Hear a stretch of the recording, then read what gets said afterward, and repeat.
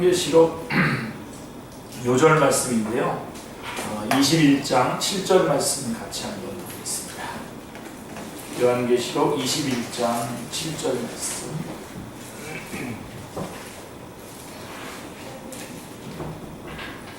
요한계시록 21장 7절 말씀입니다.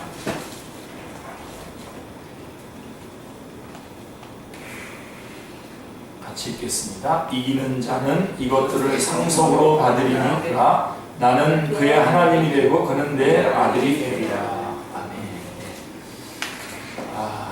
이게 요한계시록의 중심 주제입니다. 이기는 자는 이것들을 상속으로 받으리라. 그래서 일단 여러분들이 요한계시록에 대한 많은 오해들을 이 구절을 통해서 딱 말끔하게 정리하시기 바랍니다. 자, 성경 전체의 구조는 세 번의 이루심으로 되어 있습니다. 첫 번째 책인 창세기 2장 1절에서 천지와 만물이 다 이루어지니라 라고 이렇게 2장 1절에 말씀되어 있습니다. 그래서 첫 창조의 이루심, 이게 첫 번째 이루심이고요. 그 다음에 성경의 이제 마지막 책인 창세기 21장 6절, 저희가 조금 전에 7절 읽었는데 바로 6절에 보면 또다시 이루었도다 나는 알파와 오메가요 처음과 마지막이다, 이런 선언을 듣게 되는데 이것이 바로 재창조의 이루심입니다. 첫 창조의 이루심 창세기 2장 1절, 그 다음에 재창조의 이루심 요한계시록 21장 6절 이렇게 연결이 됩니다. 그런데 첫 창조는 무에서 유를 창조하는 것이기 때문에 이르시되라고 하는 말씀만으로 가능했지만 재창조는 말씀만으로 가능하지 않죠. 왜 그러냐면 저질러 놓은 죄가 있기 때문에 그 죄를 청산해야만 가능했습니다. 그런데 그것을 그 죄를 누가 청산하시냐? 요한복음 19장 30절에서 주님께서 십자가상에서 다 이루었다고 선언하심으로 이제 구속하심이 이루심, 구속사역의 이루심이 나옵니다.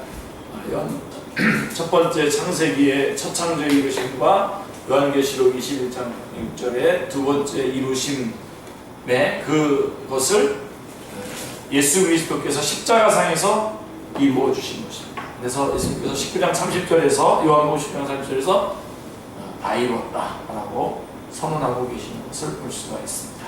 자, 이것이 성경 전체의 구조입니다. 간단하죠, 그죠? 성경 전체의 구조.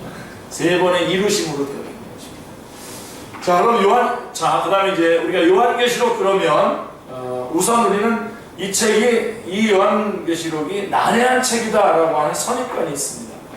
사실은 그건 버리셔야 됩니다. 생각해 보십시오. 요한계시록은 환난 중에 있는 교회들에게 어려움을 주고 논란을 벌이라고 주신 책이 아닌 것이죠. 그죠? 그리고 오히려 환난 중에 있는 교회들에게 위로하고 격려하기 위해서 주어진 편지인 것입니다. 이 포인트를 여러분들이 붙잡으셔야 됩니다. 이 포인트를. 그러므로 난해하다라고 하는 것은 요한계시록 자체가 난해해서가 아니라 접근이 잘못되었기 때문입니다. 접근. 그래서 우리가 접근을 잘해야 됩니다. 자, 그래서 성경 해석에 있어서 중요한 점은 관점. 어떤 세계관, 어떤 관점으로 보느냐. 같은 성경이라고 하더라도요, 관점에 따라서 전혀 다른 해석과 의미가 될 수 있기 때문입니다.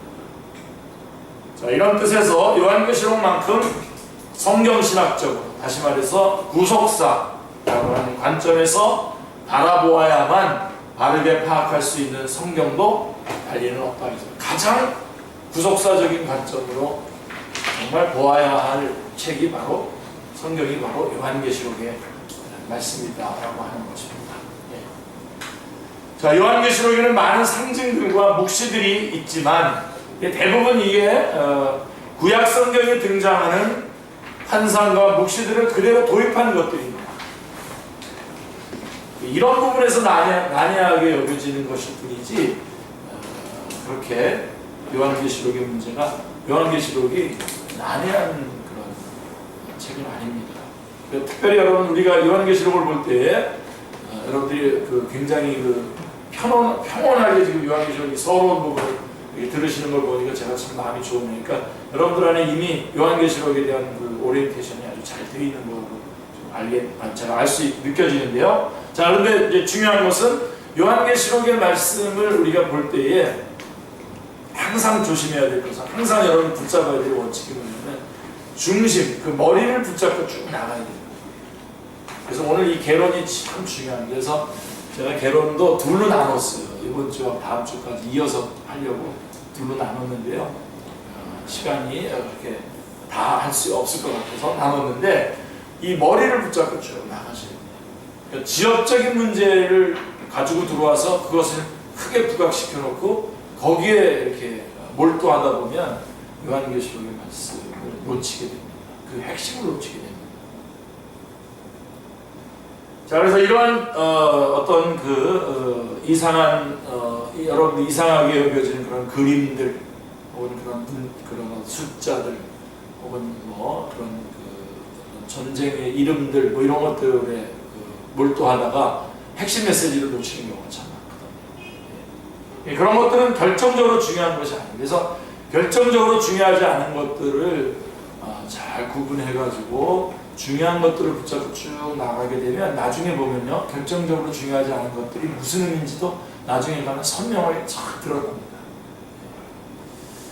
왜냐하면 요한계시록을 통해서 교회를 위로하고 격려하시고자 하는 그 중심 주제를 깨닫는 데는 이런 지역적인 것들이 별 영향을 주지 않기 때문에 핵심 메시지에 조금도 영향을 주지 않습니다.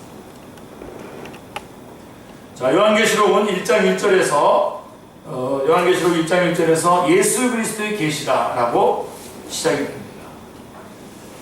자, 이것은 예수 그리스도께서 계시하신 것이다 라고 하는 뜻이라기보다는 요한계시록의 중심 주제가 예수 그리스도를 증언하는 계시라고 하는 의미인 것입니다.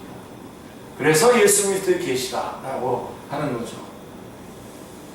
만약에 그렇지 않다면 하나님의 계시라 하는 것이 더욱더 옳은 표현이라고 할 수 있을 것입니다. 만약에 계시를 누가 이렇게 나타내시는 거냐라고 했을 때는 하나님의 계시라고 말하는 것이 더 옳을 수가 있겠죠. 그래서 1장 1절에 보면 이는 하나님이 그에게 주사 라고 계시의 주체가 하나님이심을 말씀하고 있기 때문에 만약에 굳이 이것을 이름을 붙인다면 하나님의 계시라고 붙이는 것이 좋겠죠. 그러나 우리는 제목은 지금 요한계시록으로 되어 있죠, 그죠? 그래서 예수 그리스도에 대한 계시다. 그래서 무슨 얘기냐면 예수님이 그 내용의 중심 내용은 예수 그리스도다라고 하는 것을 말씀하는 의미에서 예수 그리스도의 계시인 것입니다. 만약에 어떤 그런 국어적으로 만약에 이것을 이름을 붙여야 한다면 하나님의 계시라고 하는 것이 더 낫겠다라고 하는 것이죠. 그런 의미로 붙인 것이 아니라 내용이 예수 그리스도에 관한 말씀이다라고 하는 의미로 예수 그리스도의 계시다라고 말씀했다는 것입니다. 제가 쉬운 말을 복잡하게 얘기한 것 같은데요. 자, 2장 3장에서만 주님의 주권을 나타내는 나는, 나 혹은 내가 라고 하는 말이 무려 58회나 등장합니다. 엄청나죠? 자, 하나님의 주권을 나타내고 있는 것이죠. 자, 이것은 요한계시록이 예수 그리스도를 증거하기 위한 계시라고 하는 강력한 증거입니다. 자, 결정적인 증거가 뭐냐면 예수 그리스도의 계시라고 하는 결정적인 증거가 뭐냐면 예수 그리스도를 29번이나 요한계시록에서 29번이나 어린 양이라고 부르고 있다는 데서 드러나고 있는 것입니다.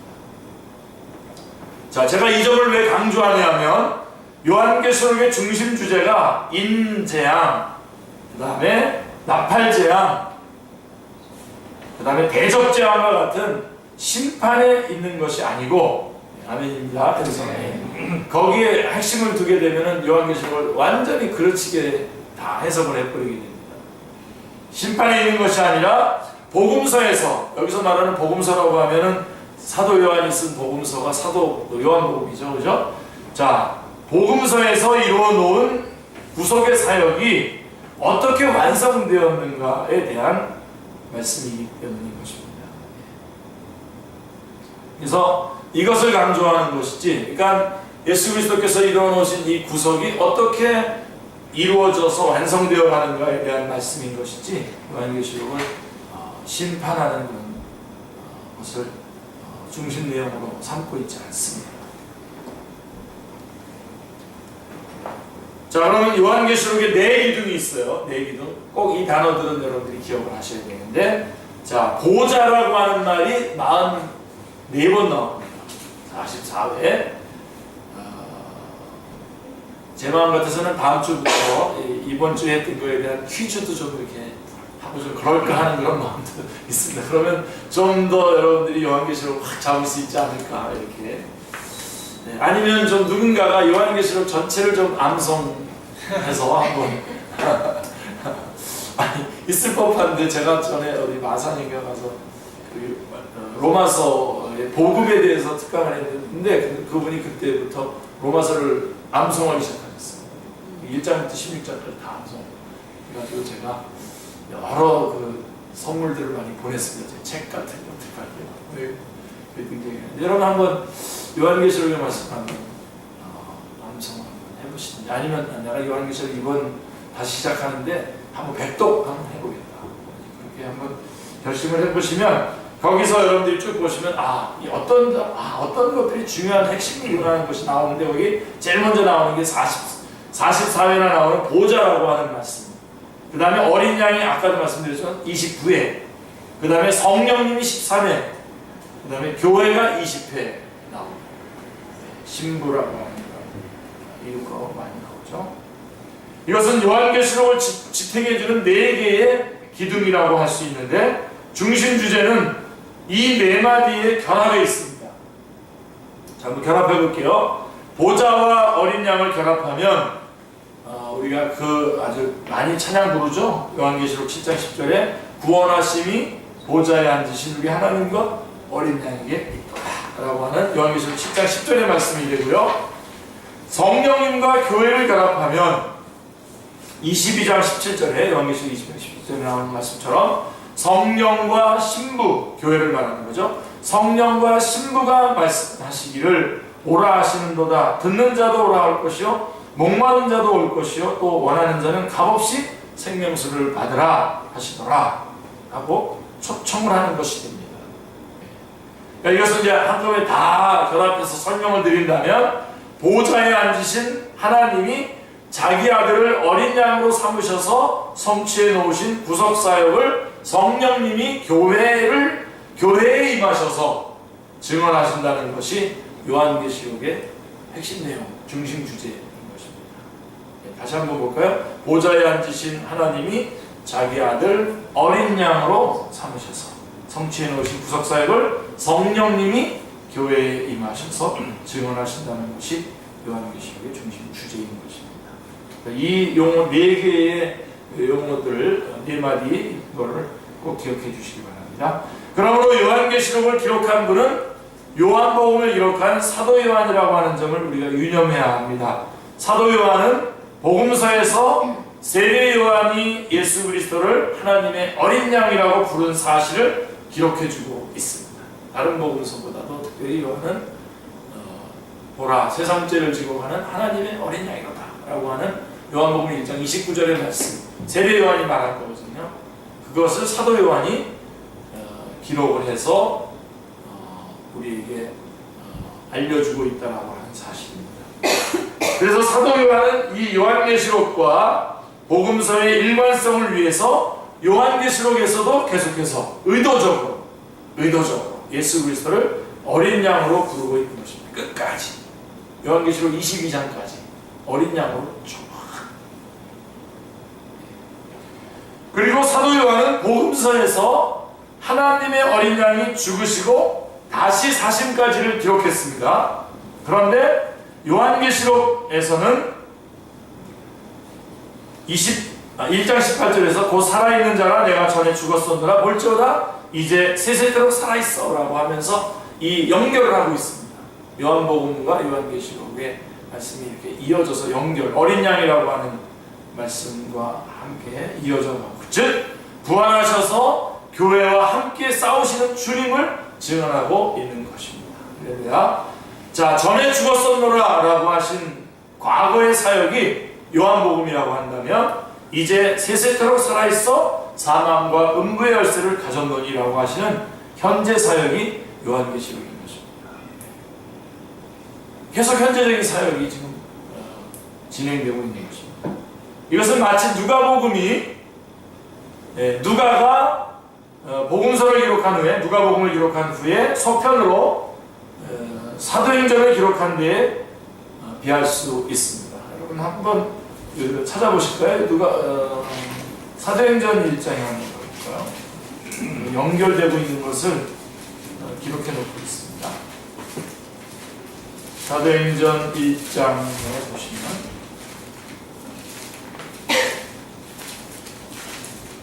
1장 1절에 데어빌로여 내가 먼저 쓴 글에는 이렇게 있죠. 먼저 쓴 글에는 무릇 예수께서 행하시며 가르치시기를 시작하신부터 그가 택하신 사도들에게 성령으로 명하시고 승천하신 날까지 이를 기록하였노라 라고 하면서 누가복음의 말씀을 한마디로 쫙 요약해주고 있죠. 그죠? 십자가, 부활, 그 다음에 승천까지 쫙 말씀해주고 있습니다.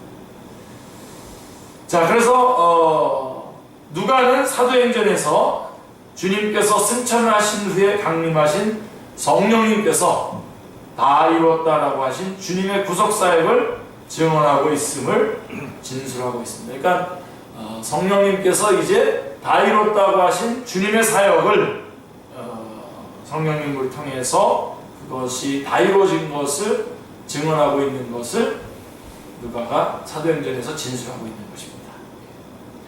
사도 요한도 요한계시록에서 주께서 이루어 놓으신 복음을 증언하는 전투하는 교회들에게 격려하는 편지를 보내고 있는 것입니다. 그게 요한계시록이죠. 요한계시록에서 주님은 다른 사역을 하고 있는 것이 결코 아닙니다. 이거 또 여러분 아멘 하십시오.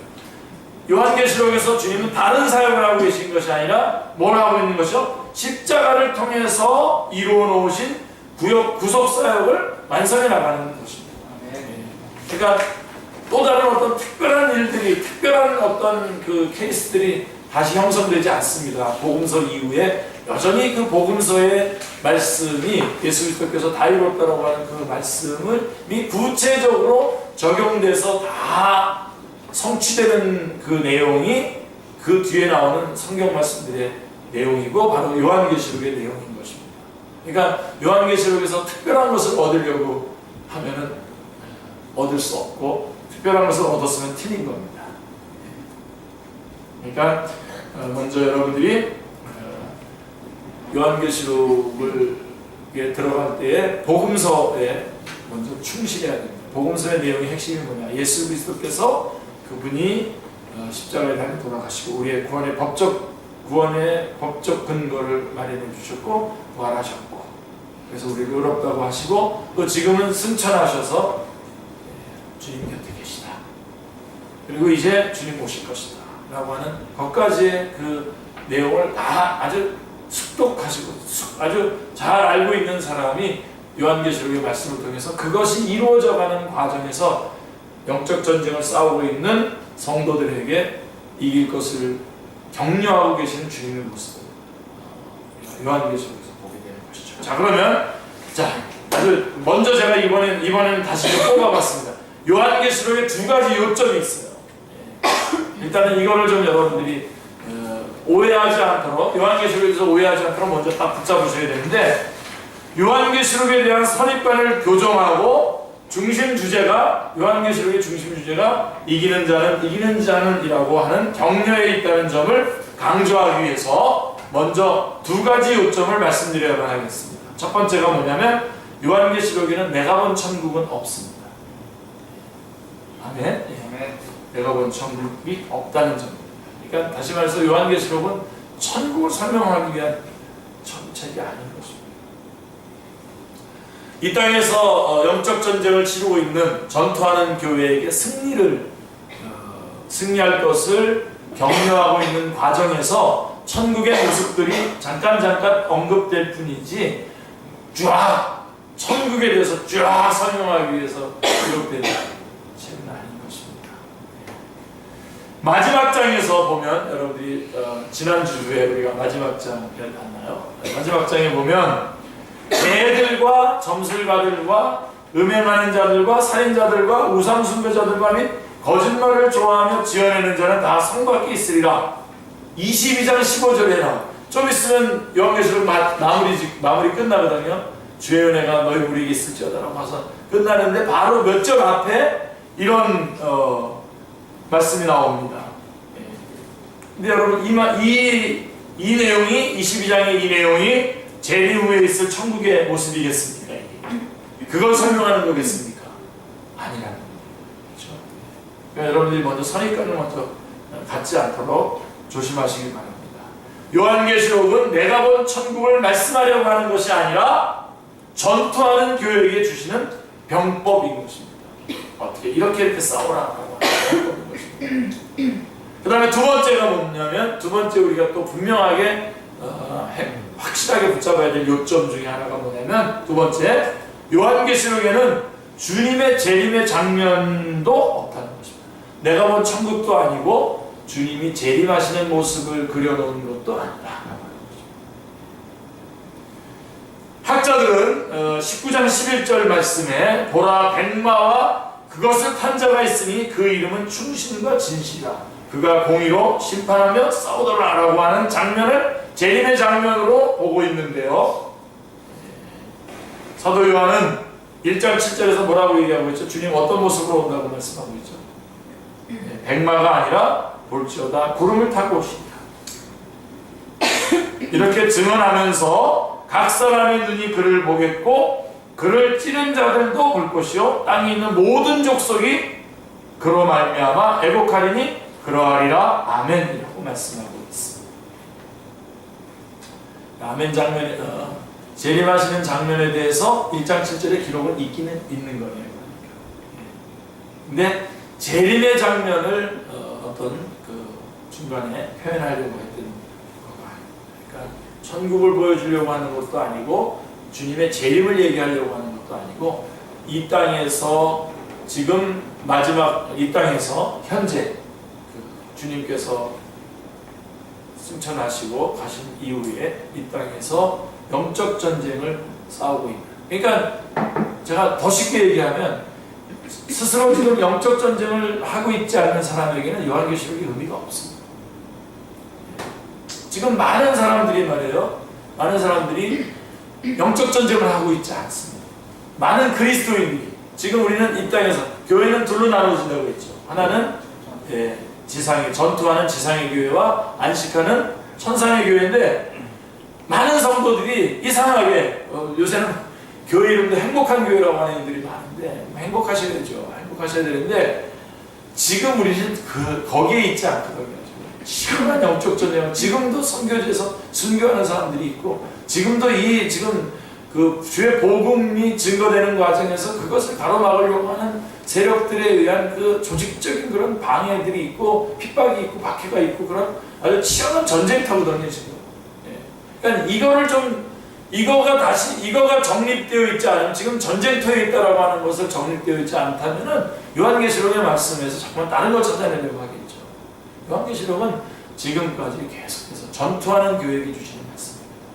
여러분 정말 명심하시고 여러분 영적 전쟁의 싸움에 들어오셔야 됩니다. 안 들어오시고 그냥 빙빙 바깥에 돌면요 한 방에 갑니다. 한 방에. 여러분 제가 지금도 계속 이렇게 축구를 하고 있는데 저는 처음에 축구를 선수였었는데 중간에 안 하다가 왜 축구를 다시 하게 되냐면 전도하려고 축구한 거예요. 너가 우리 조기에 나오면 내가 교회 가겠다 그래서 그때 처음에 제가 조기에 나가서 운동을 하게 됐고 그래서 그게 이제 제 운동, 몸을 관리하는 운동으로 이렇게 바뀌었는데 이렇게 계속 운동하는 사람은요 크게 안 다칩니다. 다칩니다. 근데 갑자기 나와가지고 막 그래서 교회끼리 시합할 때 사고가 많이 나요. 안 하던 사람들이 갑자기 욱하고 하거든요. 그래서 저는 이렇게 다른 팀하고도 할 때도 이렇게 상대팀이 이렇게 갑자기 만들어진 팀이고 그러면은 잘 안 뛰고 이렇게 너희들 딴 사람 뛰라고 하고서 저는 잘 안 뛰고 왜냐면 그 사람들 막 이게 막 달려와서 그냥 이게 서지지가 않으니까 와서 바닥거리거든요. 그러면 제가 아무리 잘해도 제가 다치잖아요. 그래서 다치면 안 되잖아요. 그래서 지혜롭게 합니다. 근데 아주 늘상 하는 사람들은 하면은 탁 들어갑니다. 그 사람들은 늘상 하기 때문에 상대방에게 다치게 하지도 잘 않아요. 그것도 다 익숙해져 있기 때문에. 여러분, 이 지금 우리 영적 전쟁의 현장에 있어야 돼요. 그래서 제가 참 좋아요. 이렇게 그 비전을 얘기하고 비전 스쿨 뭐 이런 데 가서 제가 강의하고 막 그럴 때에 아유 목사님 피곤하신데 그냥 뭐 제주도 이런 데까지 어떻게 다니시는데 그거는 모르시는 말씀입니다. 제가 거기 가서 여기 진짜 같은 동지들이 있구나. 더더군다나 아주 선교사로 나가기 직전에 하는 그런 프로그램 같은 데 가서 같이 말씀 전하고 나누고 그러면요, 제가 정말 힘을 얻습니다. 네. 이게 사실인데 그냥 많은 사람들이 그리스도인들끼리 서로 그냥 안 싸우는 사람들끼리 모여가지고 막 위로하는 그런 모임들이 참 많아요. 그래서 이 교회가 라이프하우스여야 되는데 생명을 구하는 구조가 되어야 되는데 클럽하우스로 바뀌더라고요. 모여가지고 둘이 모여 DVD 비기하고 서로 나누고 이런 거에 막 익숙해가지고 그런 것도 안 해주는 목사님 너무 재미없고 맨날 사람을 전쟁터로 몰아내냐고 그러면서 그러는 비난을 많이 듣게 되죠. 그래서 여러분 자꾸만 그렇게 안식하는 사람들끼리 모이는 교회들은 점점 좀 불어날 것이고 커질 것이고 썩을 것이고 그 다음에 결정적인 날 크게 다치고 여러분 우리는 계속 전쟁터로 나오셔요. 아무도 여러분 안 잡습니다. 여러분 가운데 헌신하시고 나가세요. 목사님 저 없어도 괜찮은 거죠? 교회에 괜찮습니다. 열심히 훈련 받으시고 여러분들이 주님께서 요청하시는 영적 전쟁의 자리. 근데 지금부터 여러분들이 그 자리에 계셔야 돼요. 조그만 가정에서부터 그 영적 전쟁에서 현장에 계셔야 돼요. 그러고 있는 가운데 요한계시록의 말씀을 읽으면 구구절절히 감사하고 눈물이 툭툭툭 떨어지죠.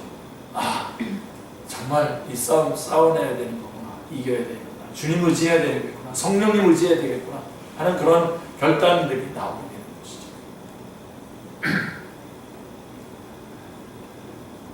자, 그래서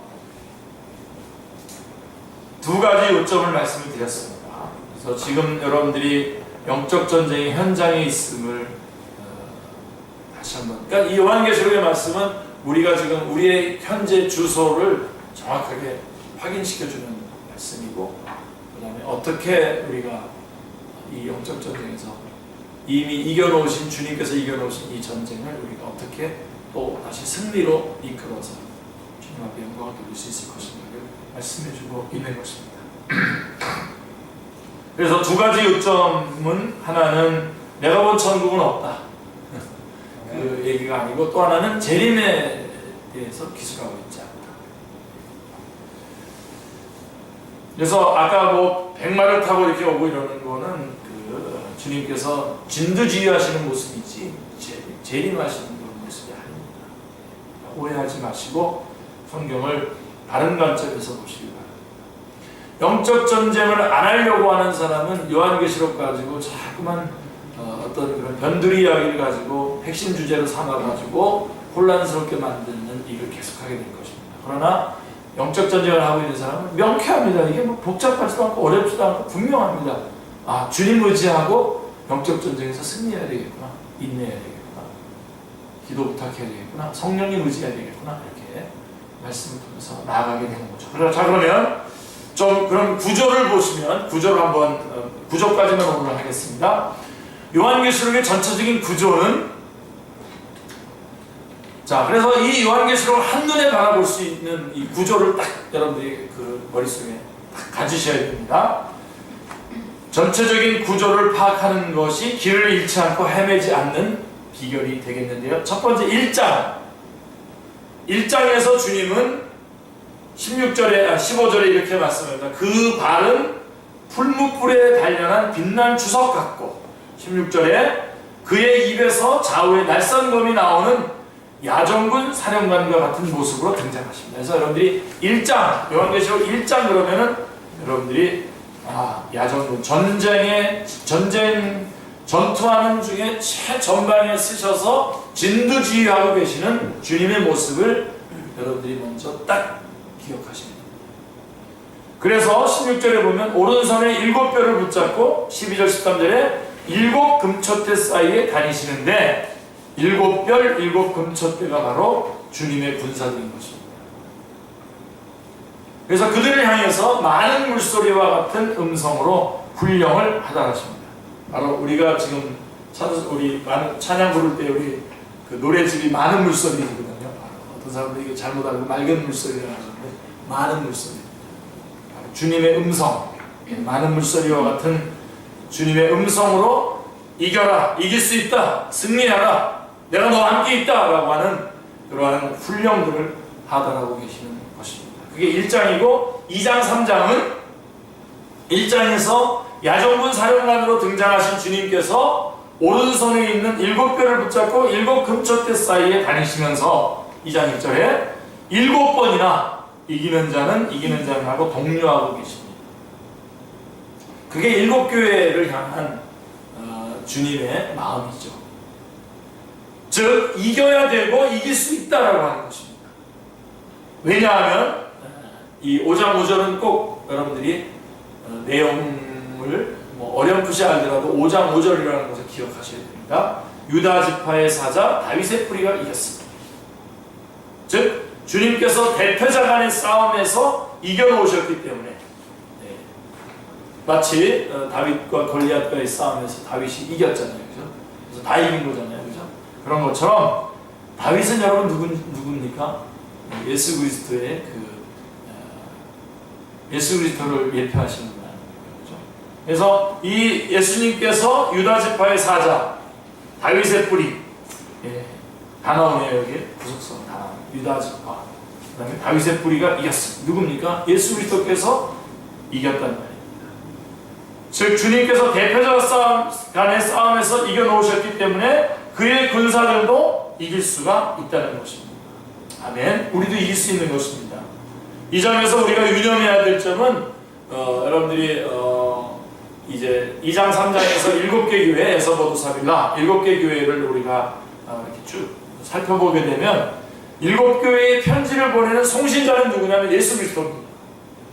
근데 끝에 가서 7번이나 이기는 자는 이라고 말할 때는 누가 나오냐면 성령님이 교회들에게 하시는 말씀이 됩니다. 성령님께서 말씀하십니다. 굉장히 중요한데 저는 이런 부분이 너무나 귀중한 거예요. 뭘 의미하냐?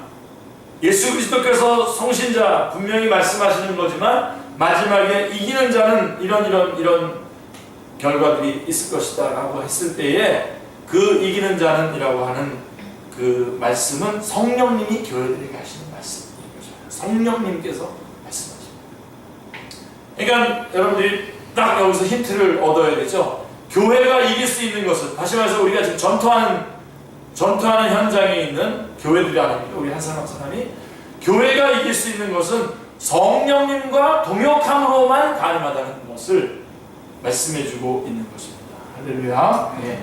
그리고서 이제 21장, 22장은 특별히 21장에는 이루었도다 나는 알파와 오메가요 처음과 마지막이라 라고 하는 말씀을 선언하고 있습니다.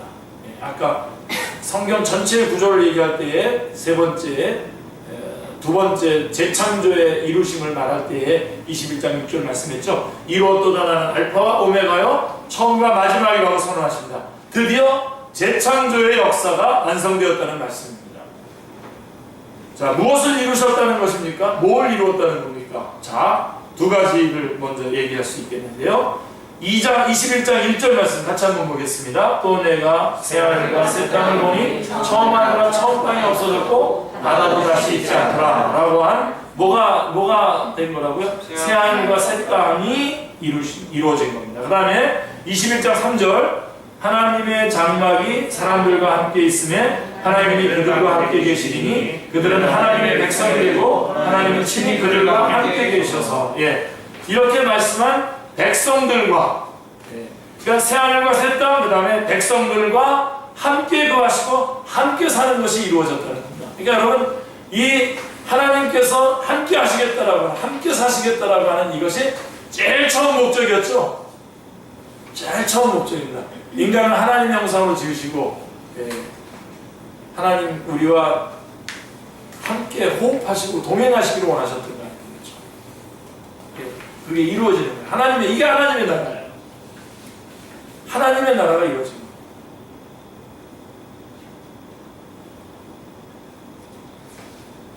그래서 어떤 분은 목사님은 구속사라고 그러는데 왜 하나님의 나라는 빼고 얘기하냐고. 구속사가 하나님의 나라를 완성시키는 것이 구속사입니다. 그분이 우리의 통치자가 되시고 나는 그분의 자녀, 그분의 양, 그분이 나의 목자가 되시고 나는 그분의 양이 돼요.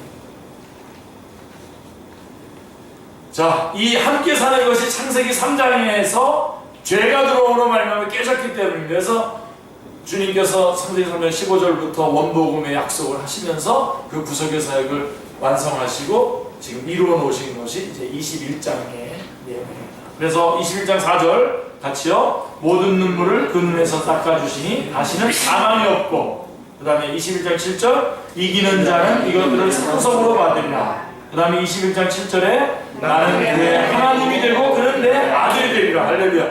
이게 결론입니다. 나는 그의 하나님이 되고 그는 내 아들이 되리라. 이기는 자는 뭘 상속받는다고요? 결국은 우리가 누구라고요? 하나님의 아들이라고 하는 것이 모든 상속에 다합니다. 할렐루야. 그래서 금조가리 받고 금덩어리 받고 금리빨 대고 그러는 거가 아니라 우리가 받는 가장 상속은 하나님이 나의 아버지가 되는 거죠. 아멘. 네. 그렇다면 이제 이기는 자는 말씀하고 이기는 자가 주는 상속을 말씀드렸다면 가운데에 4장부터 20장은 뭘까요? 간단하죠, 그죠? 누구와 싸워서 어떻게 이겨라. 이게 4장부터 20장입니다. 아주 간단합니다. 그러니까 요한계시록 전체의 구조는 아주 심플합니다. 자, 이겨라 1장부터 3장. 이기는 자에게 주는 상속 21장, 22장. 그 다음에 4장부터 20장은 어떻게 싸워서 이길 것인가? 누구와 싸워서 이길 것인가? 첫 번째로, 그러면 교회가 싸워야 될 대적이 누굽니까? 사탄이죠. 우리가 싸워야 될 대적은 사탄입니다. 지금도 여러분 우리가 영적 전쟁의 현장에 있는데요. 여러분들이 싸움의 대상은 사탄입니다. 큰 용이 내쫓기니 옛뱀 곧 마귀라고도 하고 사탄이라고도 하며 온 천하를 꿰는 자라 라고 12장 9절에 말씀하고 있는 사탄인데요. 근데 사탄도 또 삼두체제로 되어 있죠.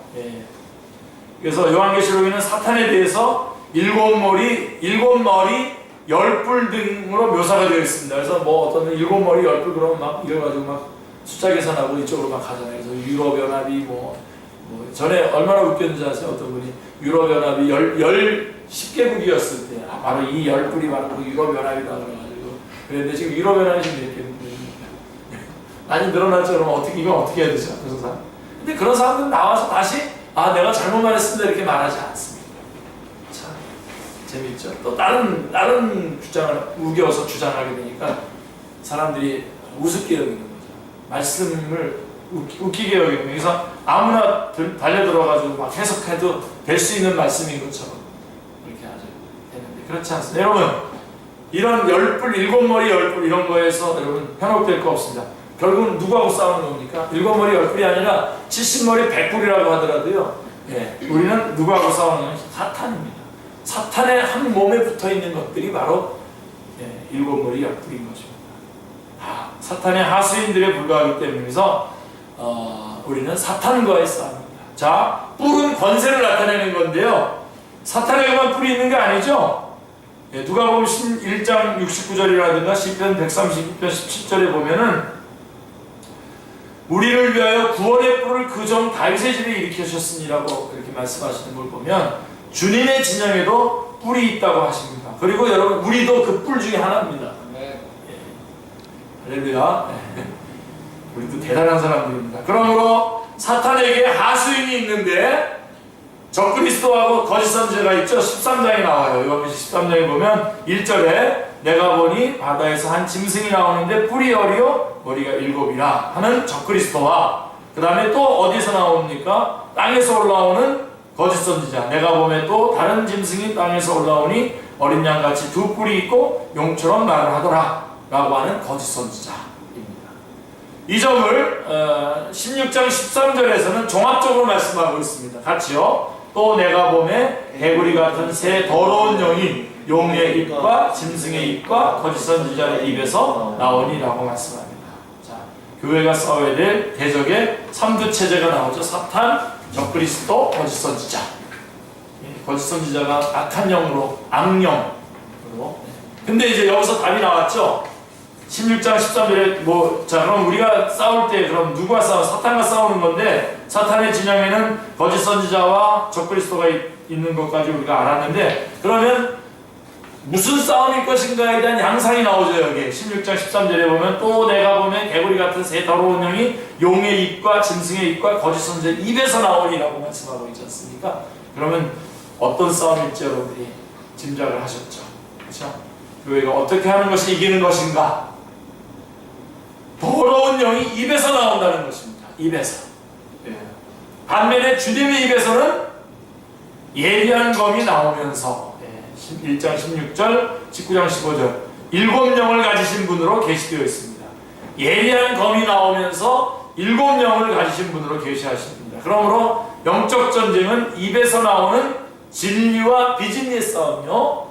또 말씀과 함께 역사하는 성령님과 악한 영의 싸움인 것입니다. 그래서 우리는 결국 무슨 싸움을 하는 거냐면 증언하는 대결을 하는 것입니다. 이것을 쉽게 얘기하면 진리 대결입니다. 그러니까 여러분 우리가 얼마나 철저하게 말씀을 잘 공부하고 숙지해 나와야 하는가를 말씀해 주고 있는 것입니다.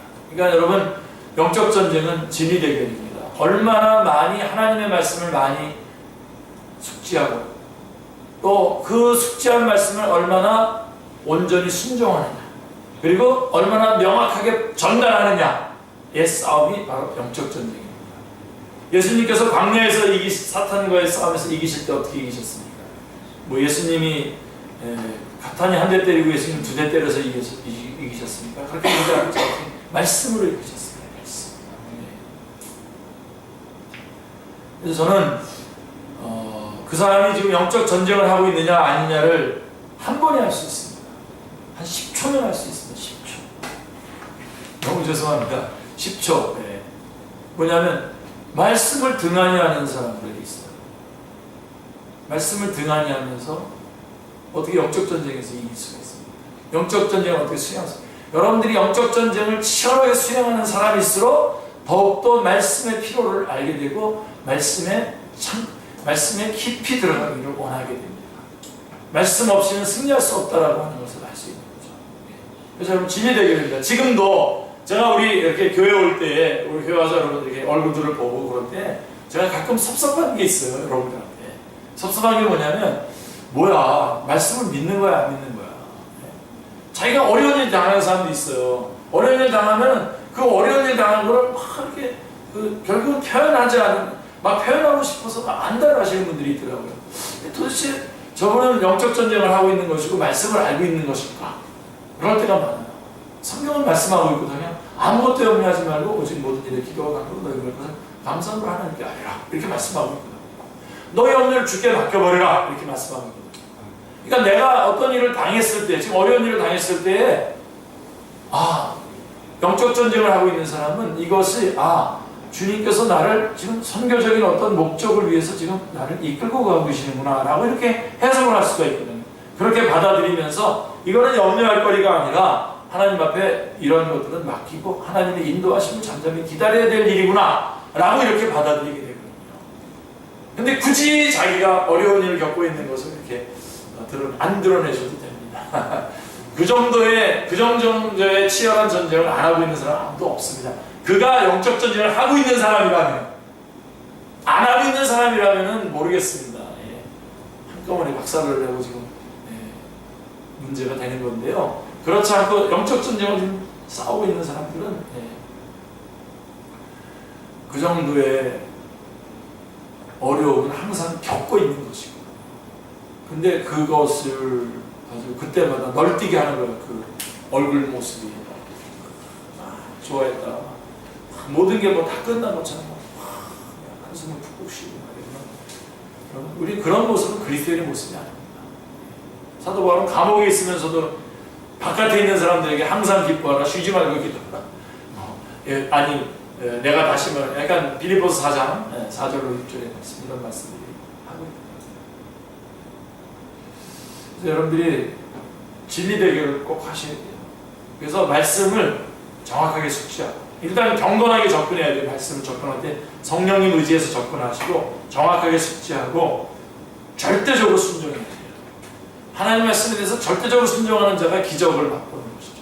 절대적인 역사를 맛보게 되는 것이고, 또한 더욱더 중요한 것은, 이거는 진리 대결은 말씀을 어떻게 전하느냐의 싸움이거든요. 명확하게 전달해야 됩니다. 그게 선교입니다. 전달하는 게. 하나님의 말씀, 아름다운 소식을 전하는 자들의 발이라. 그래서 이 진리 대결이라는 것이죠. 근데 이 진리, 하나님의 말씀이 나갈 때 누가 역사하시는 거죠? 성령님이 함께 역사하시는 거죠. 그래서 진리 대결. 그래서 여러분, 진리 대결의 그 핵심 역사하시는 분은 성령님이십니다. 그래서 여기 보면 누구하고 싸우는 거라고요? 사탄과의 싸우는 거고, 어떻게 싸운다고요? 말씀과 성령님으로 싸우는 거죠.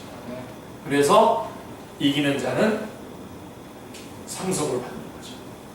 그 상속이 뭐라고요? 마지막 상속이 하나님의 아들이 되는 거죠. 하나님 기뻐하실 줄 알았는데 반만 기뻐하시는 것 같군요.